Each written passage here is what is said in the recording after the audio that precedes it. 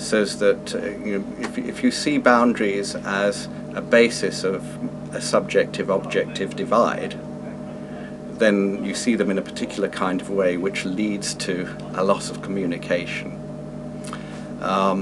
So how can we show how there can be boundaries and that boundaries can give identity,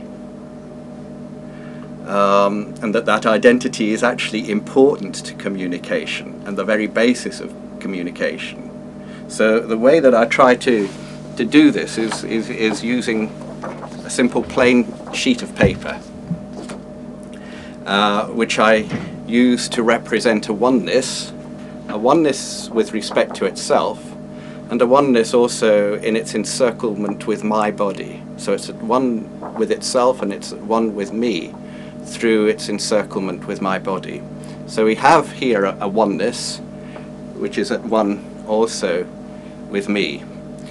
We can turn it into a two-ness, and we can do that by introducing a fold. And as soon as we've done that, then we have given identity to two sides, one and the other. So we now have identity, but in producing the two-ness, we've necessarily also have to have a three-ness. 1, 2, and the fold itself is the third.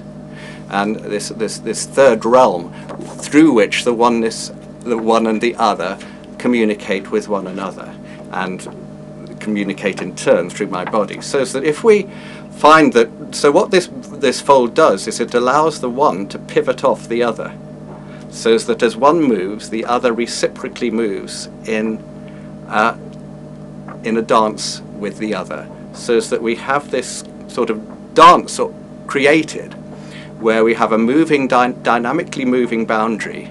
The boundary is making distinct, but not discrete, and it's also the medium, the fulcrum, the turning place through which one and the other reciprocate each other's movements. So now we have a true communication, there's distinctness which is essential to the communication, and mediated beautifully through this boundary. Now, what has happened in rationalistic culture is, of course, that the boundary has been treated not as a place of integration and identity, but a place of severance. So all of a sudden, we have created a situation where what was a two-ness that was simultaneously a three-ness is now a two-ness without any communication between one and other. So we get what we've done is we've literally removed something of pivotal significance.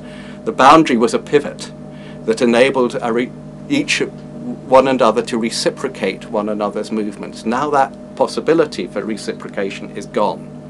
And this catches us in a bipolar way of looking at the world, or dualistic way of looking at the world, where we look to one, we look to the other, we look to one, we look to the other, we look to plus, we look to minus, we look to plus, we look to minus, we look to subject, we look to object, we look to subject, we look to object, we look to left, we look to right, we look to left, we look to right, we look to male, we look to female, we look to male, we look to female, we look to content, we look to contents, but all the time those that used to be together are severed from one another, and we're caught in a kind of bipolar craziness. We're bewitched even by this bipolar craziness, where we feel we have to distinguish between one and the other all the time and see them as distinct. We can go even further than that, because of course it's extremely uncomfortable. We keep wondering, is it nature or is it nurture? Is it nature or is it nurture? Is it good? Is it bad? Is it good? Is it bad? Whatever it might be. And actually come to ignore one, so we get ourselves even further stuck into rationalistic positivism, where we just see the one all the time and are fixed on this one in complete disregard and complete ignorance of the other. And that feels in a way a very comfortable view, because we're not constantly questioning where the other is, but sooner or later we may do. We may have this awful sense that something is missing. Someone may tell us that something is missing, and so we bring the other back into play, that then we get caught in bipolarity again. So that's a very uncomfortable state. So we might be tempted to put the other back again, the context, if you like, if we're thinking about it, back again, and fix once again on this, just the one object that is before us.